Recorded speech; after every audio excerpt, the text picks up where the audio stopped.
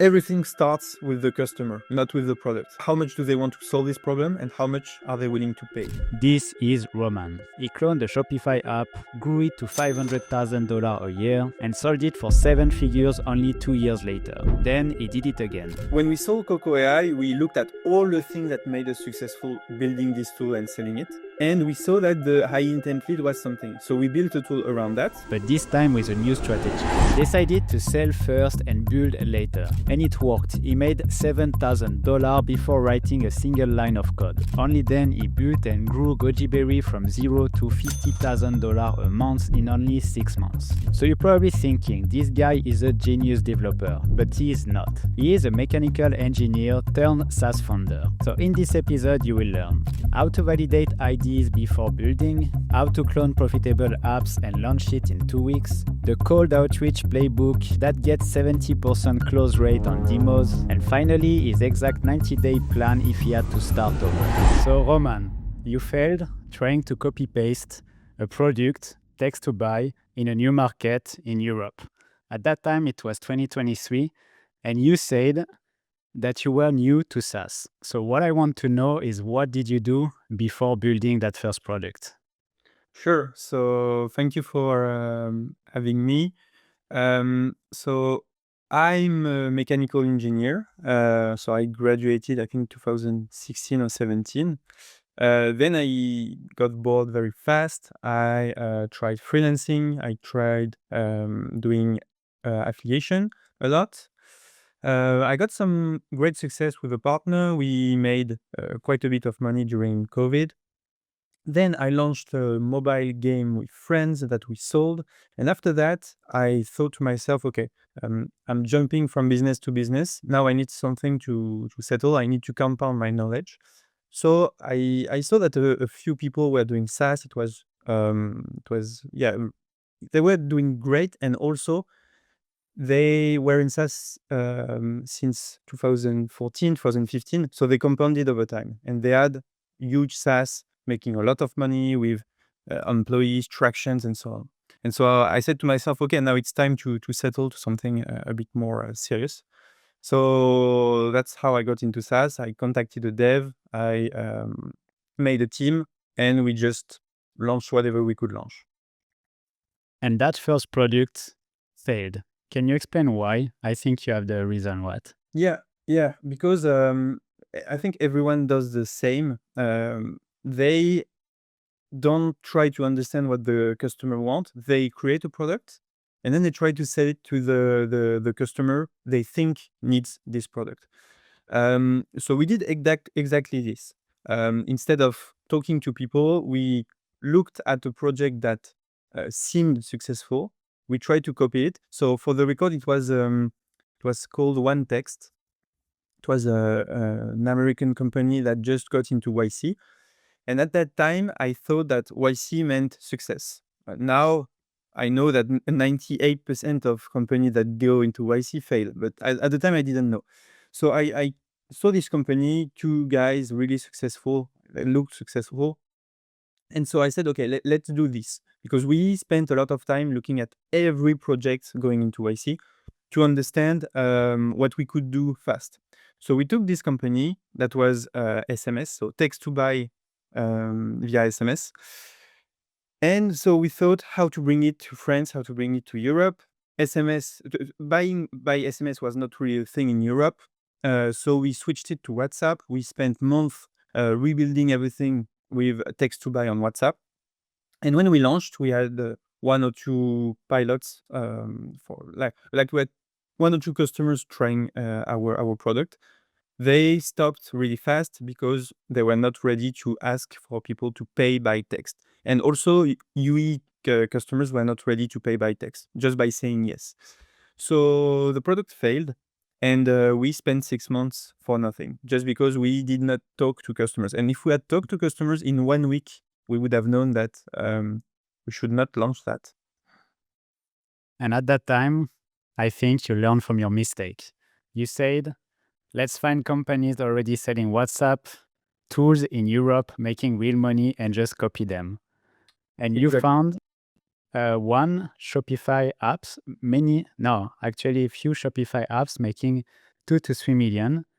You clone one of them, and in 2 weeks you launched it, and then you got traction straight away. The first thing I want to ask is, where did you find these Shopify apps that were making 2 to 3 million a year? Yeah, so one of them, the founder was sharing the numbers on LinkedIn, and the other one, so if you take a Chrome extension called Store Leads, you are able to see who downloads a Shopify app, um, what kind of store they have, and everything. So you pretty much get the data. So based on the data, we knew, and based also on the number of people working there, we knew they were making money. So what we did, we went into the Shopify App Store, we typed WhatsApp, we looked at all the companies, we created an account for each one of them. And then we looked at which one was the most successful and was the easiest to clone with everything we had worked on. And so we found one, we implemented, I think, two main features. We recontacted everyone we had contacted for the text to buy, and we got almost immediately 5 to 10 clients because no one or almost no one was selling it in France. And so that, like, in 2 days, everyone wanted to pay, which was great. So we knew we had something, not the best product in the world, not a unicorn, but something that could work. You said you built in 2 weeks the features. How did you build that? I know this is not you behind the code, Yeah. but how did you build it? What did your co-founder use? I'm not going to talk about the technical tools because I don't know much about it. What I can tell you is what we had built with the text to buy was way more difficult to build than what the competitors were launching in Europe. So we just had to change a few features, change a few rules, and that was okay. I know we were using Firebase. That's like the only tool I know because really my part was marketing, and I don't focus at all on how it's built. Which is interesting because, as I hear, you have the same background as me. Like, I used to be an affiliate marketer, so you too, and your role was marketing. When you say we, who are you? Like, you and I think 2 co-founders, right? So for Coco AI, the previous company we sold, we were 4. And now we are 3. So 2 people left and 1 joined us. And what were your role? So when we were 4, we had 1, let's say 2 people doing marketing, 1 doing product, and 1 doing the code. And today we have 1 at marketing, 1 product, 1 doing the code. Interesting. And when you say the code, you grew this app from 0 to 50K MRR in 6 months, almost exclusively through cold outreach. How did you Yes. do that?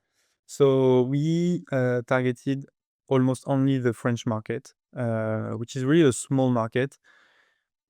And then we expanded a bit in Spain, Germany. So how we did it is quite simple. I had let's say, a list of actions to do every day. So I had 100 calls to do per day. I had, I think it was 1,000 or 2,000 cold emails to send. Then I had the demos. And then I was also doing cold outreach on LinkedIn. So it was really I needed to contact as many people as I could in my niche and either give them a blueprint, either ask for a demo. And I knew that when we had a demo, we would close 60 to 70% of people. So the game was just getting demos, and then it was almost always a win. And to give the watcher, the viewer, an idea, who was your ICP? Like, who was your ideal customer? Like, who were you targeting? Yeah. So it was a Shopify store making more than 10K per month. And if they were using AI tools, it was a plus. But Shopify store 10K plus in Europe was like the main thing. And where did you find them? So we had many ways. LinkedIn was one of them. So on LinkedIn, we would find one person, one agency or one person sharing results. We would look at everyone who is interacting. We would have a list. Then, of course, Sales Navigator, store leads as well. We would use Fox leads, I think. And so all these type of tools to extract the founders. And one thing that worked really, really well for us and that made us scale is instead of emailing the founder, we would email the customer service with a demo video and ask the customer service to forward it to the CEO. And they would almost always do it. So the CEO would see the video and he would book a call with us. So that was really a surprise because everyone was saying, yeah, you need to target the founder, the customer service will never respond. But when you do emailing to the customer service, there is also a great upside. It's that you get almost 100% replies because the customer service always reply to you saying, okay, I will manage. And so your email don't go into spam. So you can do a lot of volume that way. That's really interesting. So I think you pushed Coco AI to 500K RAR, Yeah. if I'm not wrong. Yeah. And then you sold it for 7 figures 2 years later. So you started in 2023, now we are in 2025. You sell it. My question is why? Why did you want to sell it? Yeah, so we had many reasons. First one, we were only targeting the French market, almost, and we had reached out to everyone. And scaling to another country was not the same. We had calls with German people, with Spanish people, and the closing rate was not 50 to 60%, it was more 15 to 20. So it's way harder to get a demo, way harder to close the demo. And in the end, if you scale, it's really hard. Second thing, we had 2 people on the team who wanted to sell, who didn't really like the project. And third reason, I would say we had no vision about this project. So we knew how to make the first steps, but then how to expand, how to attack new markets, that was really, really hard. And so that's selling wasn't really an option, but I sent a few messages. One person responded, said that he was interested, and 2 months later we were selling. So, I mean, if no one had responded, I would probably still be working on Coco. That's funny because usually when someone think about selling a business, you go on a platform, it takes a long time. You sent few messages and you sold it in 2 months. Yeah. How did you know who to sell the product to, and how did it work actually? So we tried the acquire.com and Flippa and all these platforms, but they didn't want to sell our product since it didn't have 1 year of revenue. They almost always ask for 1 year of revenue to do a multiple. Otherwise, the multiple is going to be really low. So they were giving us 1/4 or 1/3 of what we sold it. So how did I know? I did 2 things. First, I reached out to all the successful Shopify app founders that had more than 2 apps because they are growing a portfolio of apps. So I contacted all these people saying, okay, we want to sell. We had a few due diligence, but nothing happened. And then by chance, I saw someone on LinkedIn saying, okay, I'm buying a biz. I'm looking for a SaaS between this and this in our RRR. Contact me, please. I contacted him, and that's it. I mean, maybe it's luck, but it happened really, really fast. Do you think you're lucky, or do you think everything that you did was because you worked hard or because for another reason? Because I remember that you did a post and you started by "I got lucky." Yeah, I think both actually. Work brought luck for sure. Yeah, I think so. You sold it for 7 figures. If you can share it, how much did you get from it, and did you have enough to actually take few years off later? So I can't tell how much because it's in the contract. What I took for myself is multiple 100,000, and I could um, I couldn't yeah I'm able not to work for a few years if I want to, but that's not the way I am, and I want to work, so that's not an option. And we got 90% of the deal upfront and 10% over 3 years. So we are still getting a few payments from the sale. So you did that exactly, you built again. But this time you said, sell before you code. So you decided to build again and you hit 7K MRR before coding a single feature. How Yeah. did you do that? Yeah. So one thing that made us successful in Coco AI was reaching out to high intent leads. So we found out that when we reach out to people on LinkedIn commenting posts about WhatsApp marketing or email marketing, and when we would reach out to these people, they would be way more responsive. Just because they already knew what WhatsApp marketing was, they wanted to do volume for their e-commerce brand. So when we saw Coco AI, we looked at all the things that made us successful building this tool and selling it. And we saw that the high intent lead was something. So we built a tool around that to see if, we wanted to see if people were interested by getting better leads. And of course, they are. So we reached out to a lot of people. I basically targeted the whole world, the whole USA. I took many industries. I sent maybe, I don't know, 20,000 emails saying, we can get you high intent leads. If you are interested, reach out. And so I also said something like, if it doesn't work out, we will refund you, or I don't remember the exact sentence. So we got a lot of calls, a lot of people saying, okay, let's go. So we were selling, I think, between $200 and $300 per month to send people 100 or 200 leads, high intent leads for their business. So I finish the first call. People say, okay, I want to pay. They pay. And now I'm like, okay, now I need to find them high intent leads. So first I did it manually. Then my coworker did it with me.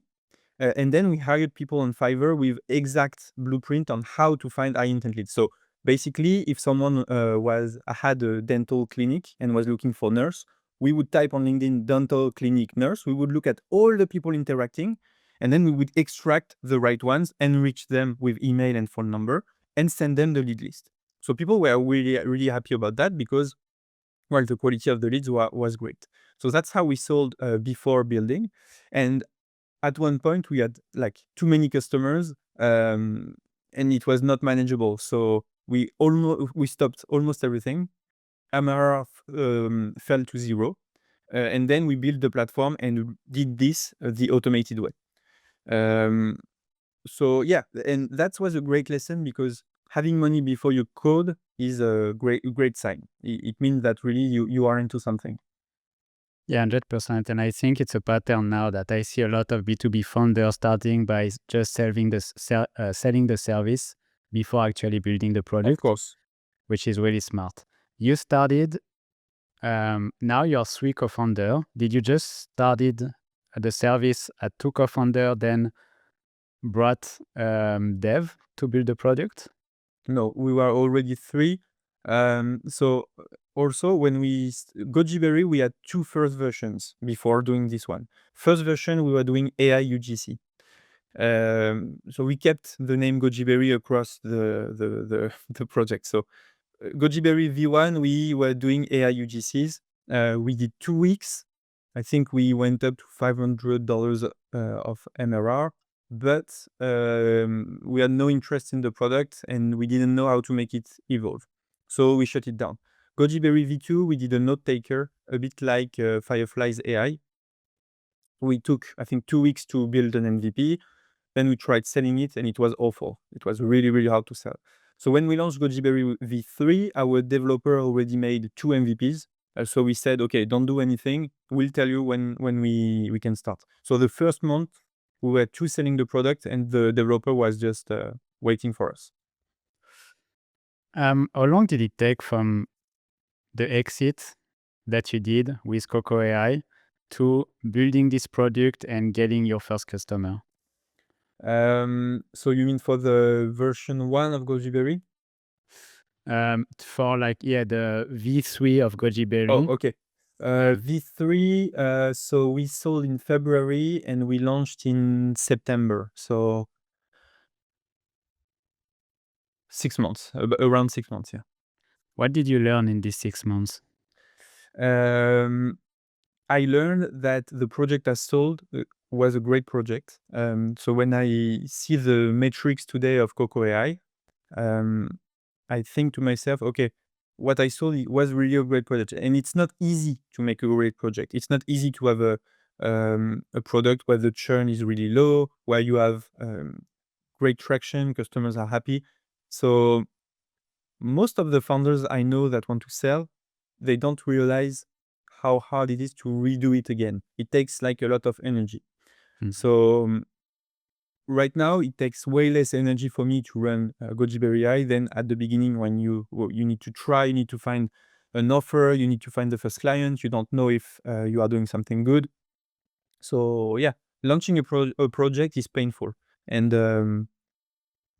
and it takes time. So GojiBerry went from 0 to 33,000 a month. No, yeah, 0 to 33,000 in 4 months. You say no hacks, just relentless distribution. So now I want us, as it's your part of the job, to deep dive into the distribution. So first, you talk about Reddit, LinkedIn, cold email, influencers, newsletter, YouTube, TrustMRR. You did a lot of things. Mhm. Can you explain more and just deep dive into that by starting by Reddit? Yeah, sure. So a current advice, like an advice a lot of people give, is focus on one or two distribution channel. I'm not a big fan of that, especially in the beginning. So what I do is my process is posting a lot on one channel, understanding how it works, and then adding more and more channels every day. So over time, the time I spend on each channel decrease, but I'm always adding new channels for attractions. So one of the main channel at the beginning was Reddit. So we got almost 11 million impressions on Reddit in 4 months. It drove hundreds of like tens of thousands of people to the website.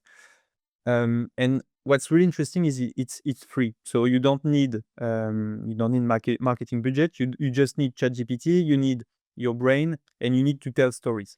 And when you have this, then you can get some traction. So we started by Reddit. Of course, we were still doing outreach as well, since it's the core of our product. And then we added X, we added SEO, we added YouTube, we added TrustMRR, which is a website where you can buy ads. So we went like this. Once a channel works, we add another one, and another one. And like 2 days ago, we added threads. So that's the way we go. Um, Interesting. Just for Reddit, you said you did 3 posts a week in 10 SaaS subreddits. yeah, Can you give me an example of what kind of post you did? yeah, of course.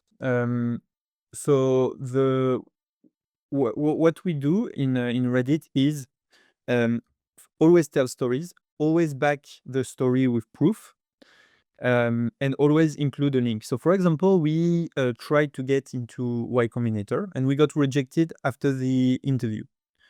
Um, so we made a Reddit post about what we did to apply, what they told us, why we got rejected, the proof of the rejection, and a link to our SaaS. And this kind of content, people love it because they understand, they get value out of it that they can use right away. They love hearing stories, and also they are curious, so they will go into your link, and some of them will subscribe. So that's one post that worked well. Also, we launched a marketing campaign with 5 influencers, and we shared the whole playbook: how to find the influencers, what we asked them, what the results were, the marketing budget. So I think that sharing a lot of value like this interests people, and so that's how we do it. So every time we try something on the business, either it's customer service or either it's sales, we make a Reddit post out of it, sharing value, and that's how we grow. Also, there is one hack on Reddit, let's say, that when you post something, you need to get 10 upvotes as fast as possible. So what we did is we have a group of friends where we all post on Reddit. Every time someone shares a new post, he shares it in the WhatsApp group. And so everyone will go and upvote the post. And this allows the post to go viral, pretty much. So you have all these different stream, as you say, like LinkedIn, cold email. I'm sure that there is probably few of them that you want to go deeper in, and maybe the other one that are not so important. Which one for you were the most important in this strategy? So the first one, the most important is always outreach for me, because it's something you can you know right away if it works or not. So that's really interesting. When you send 5,000 emails, if you don't get any answers, well, you know your offer is not good or your messaging is not good. So cold outreach is great because you can get a response right away. You can scale it very, very fast. And if you compare it to Reddit, it's hard to scale Reddit. When you can make 3 posts, you cannot make 30. It's hard to scale YouTube. Same. You can make 1 video per day, but you cannot make 10 videos per day to make it go faster. So yeah, outreach is definitely the number one. You need 1 LinkedIn account, you need a few email inboxes, and that's it. You can know very fast if your project has potential or not. Um, What do you so use for the cold outreach? What tool do you use? So for LinkedIn, we use our own tool, GojiBerry AI. We have 5 LinkedIn accounts sending messages every day. And for the cold email, we use Instantly AI. And so if you combine both, we send about 5,500 messages per day. LinkedIn plus email, which is great. But at the beginning, you don't need that many. And did you find any hack in cold outreach? Something that works, a template that you use often? Yeah. So instead of asking for a demo, which is I think a bit intrusive for most people, they don't want to spend time with you. They don't know you. They haven't seen anything. What we do is we offer a blueprint. So we do an email exactly like if we were to ask for a demo, but at the end we say, okay, if you agree, we can send you our blueprint that show this, this, and this. And so, I mean, saying yes to a blueprint is way easier than saying yes for a demo. So most people say yes. We send the blueprint. It's full of values. It's like 10 pages where the reader will learn a lot of things. At the end, there is a booking link if they want to book. But most of the people, they don't book a call. They just go to the website and try with a free trial. So if you want to reach out to, if you want to put your offer in front of more people, the blueprint is way, way better. Interesting. Another thing that I want to ask is you did newsletter sponsorship, and I Yeah. think this is something that is underrated because I always thought, for example, if I want to build a tool, I will subscribe to Justin Welch's newsletter, then I will find a problem that he's talking about, then I will build a product to solve this problem, and I will contact Justin Welch straight away to get in his newsletter and to be sponsored because I feel like a newsletter that's already a curated list of people and you can target them straight away. Did you get a good result with that? So we only tried French newsletters, by the way. So on the influencer side and on the newsletter side, we almost contacted only French influencers because it's way easier because we know someone who knows someone, so we could get into these newsletters.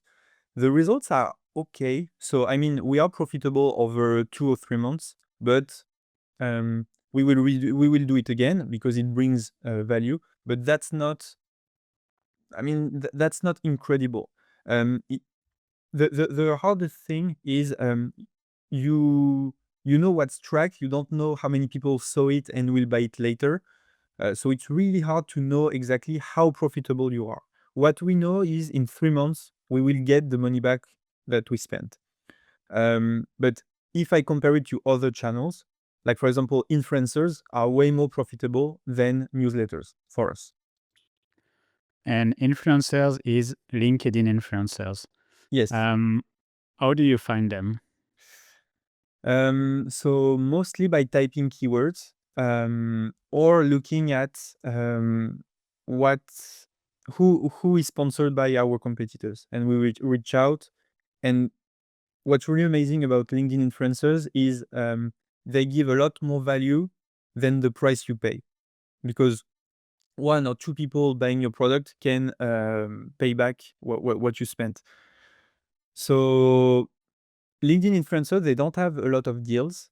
They need money like everyone else. So it's easier to get low prices. And newsletters, I think a lot of people are asking all the newsletters to sponsor their SaaS or their content. So there is more competition. So what we found out is on LinkedIn influencers, you can easily cut the prices by 2 or ask for 2 times more posts. So that's why it's so profitable. And you only need one post, like going viral to get extremely profitable. And you cannot get viral in your newsletter. So that's the main difference. And similar, you did affiliates. With your background, did it help? Yes. So yeah, it helped. The most important thing is when people sign up, they get a kit of actions to do, videos to repost, text to paste. So yeah, the main problem when you get affiliate is they don't know how to promote. So you have to really help them and give them steps on how to make money with your SaaS. And also another thing is that often people are asking themselves, how much should I give? Like commission. Mhm. Do you give like 10, 30, 40%? Like, do you have? So we give 30% lifetime, but we will raise it to 40% later on, then 50%, then even 60% if we can. So the more you give to affiliates, the more they promote. Um, and I've seen it with some friends doing affiliate marketing. When you increase the affiliate commission from 30 to 40, well, you make more than that because more people come in and start promoting. And also, it gives visibility for people that will buy without affiliate links. So, yeah, definitely, the more you give, the better it is. And lifetime, so people, they keep sending you traffic. Um, so I think, yeah, it's really important to give as much as you can. And how do you find the good affiliate marketer? So right now I don't. I just have a link on my website, and from time to time I push an email to my list.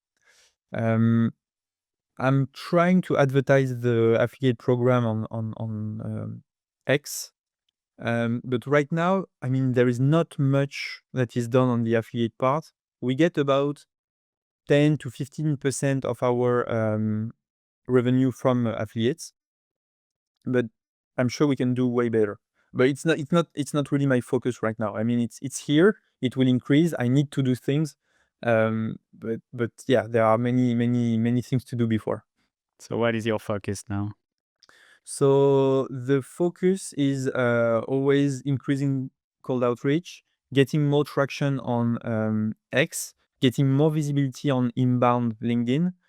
And I mean, yeah, all the channels we have increase the KPI, so we can increase the number of trials and then the number of customers. Um, but you are right, affiliate marketing is definitely, it's in the list, yeah. And a last one on this one, TrustMRR. Yeah, You bought an ad spot and you got 50 to 100 visitors a day, yeah. very profitable, you said. Um, was that a bet, or did you see other people talking about it before, got result, and then you buy one? So I knew even if the ad would not make me money, the visibility I would get on X talking about it would pay back. So, and if by chance Mark Lou would retweet me, then that would be jackpot. So that happened, I think 2 times, and we got a lot of customers, a lot of leads. So yeah, there are. I mean, when growing on X, like saying okay, I use this product, it's great. When the founder has a lot of followers, is always a good idea, because if they retweet you, if they respond to you, you get traction. So yeah, we got more than what we paid just by one retweet. And then on the ad itself, it's profitable. It's bringing clients, not every day, but every 2 or 3 days, which is really, really good. And you know what, Mark-Lou, if you look at, if you watch this video, thanks, because, you know, Roman, I just saw your post on X and I invited you. And I was like, I have to verify if this guy is actually good. And then I went on TrustMRR and I saw your profile. And I want to know more about it because you have total revenue 4.8 million across all your startup. Mhm. What is it? Is that the revenue since you started Coco AI until now? No. So Coco AI is not even in that thing. It's affiliate plus affiliate courses for myself and my co-founder Pierre Elliott. So we made about 2.5 million each. So that's thing from the past, but we used TrustMRR to redirect to GojiBerry AI. But those businesses we share on TrustMRR, they barely exist today. Like it's coming to an end. It's just few payments from affiliate website that remain, that still arrive. But yeah, we used it just to do some marketing. Pretty smart. But that's also a huge number. Yeah. So, talking about huge number, I am watching this video. I want to build a B2B SaaS. What will be your step-by-step process to get the further possible in the next 90 days? Yeah. So first step is knowing, of course, what are your skills, what is your unfair advantage. Maybe you can take what you did before or not. Then once you have an idea, you look at everyone on the market, how they are doing marketing. Are they raising funds? Are they bootstrapping? You have to know, of course, what path you want to take yourself. Then once you know that, you open PowerPoint, you write 7 slides about your offer. So you can do something like your logo, then the pain points you want to solve, then the solution, then how your product works, then the price. Once you have this, and you need a really basic one, you send messages to, let's say, 100, 500 people. You get them on a call, you ask them about their problems, and then you take the PowerPoint and you show how you want to solve that problem. Because, of course, even if you don't know how to code, you still know how you will solve the problem. So you take a lot of feedback from people. You understand what the pain points are. Usually they are different from what you wrote on your PowerPoint. So you adapt your PowerPoint every time. And once you get someone who wants to pay, either you can deliver it as a service, or if you can't, you just say, okay, I will build this. I'll be back. And then you find a solution to build the product. Either you bring in a co-founder, or you pay for a developer. So you need someone to develop the platform. Once you do this, you do it with, let's say, 5 to 10 people. You validate the idea, and then you decide if you want to go all in on that project or not. If you want to go all in, then it's time to do marketing. So start with cold outreach. You take any LinkedIn automation tool. You take any email cold mailing tool. You need about, let's say, $300 to $500 to run it, both. And so you start sending email, reaching out, try to get 10 more demos.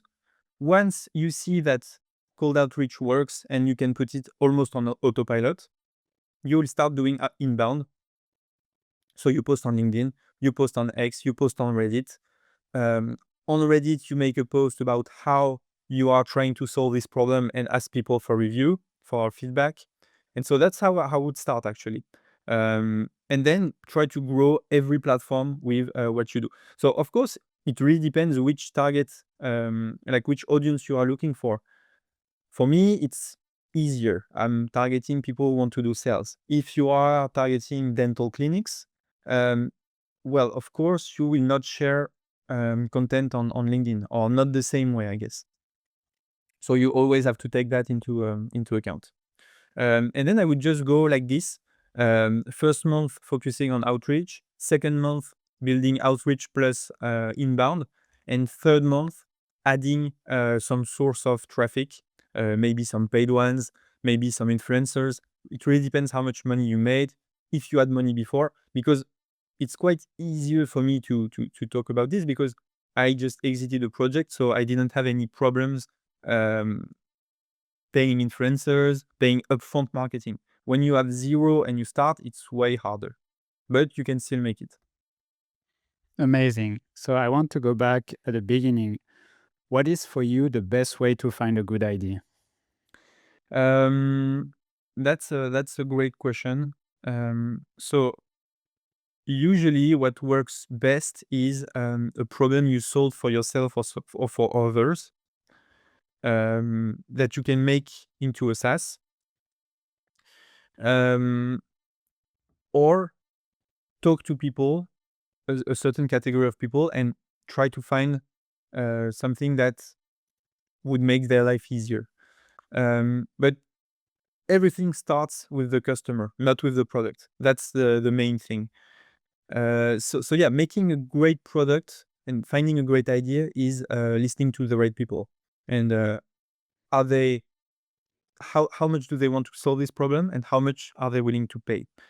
And you cannot guess. I mean, we got lucky by copying something. So I mean, you can copy something that works, but you have to make sure that like they are solving a real problem. They are they are targeting the right audience, and so on.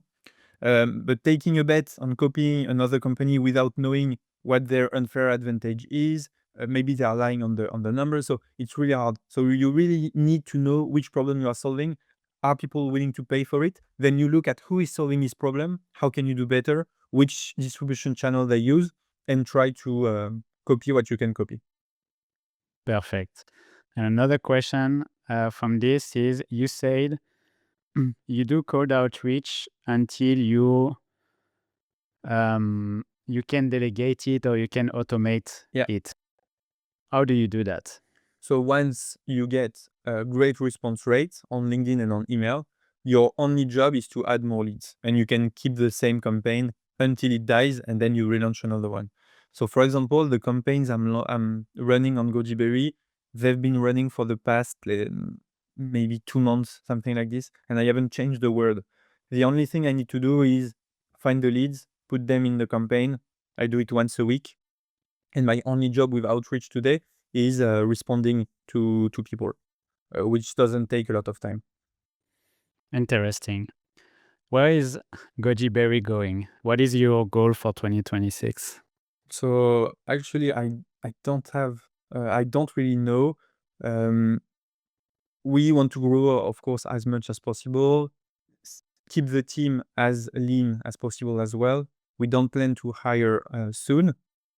So what we want to do is create one of the best tools out there in terms of GTM Copilot. So a lot of LinkedIn tools, outreach tools. So we get compared a lot to LinkedIn outreach tools, and we are a bit different than that.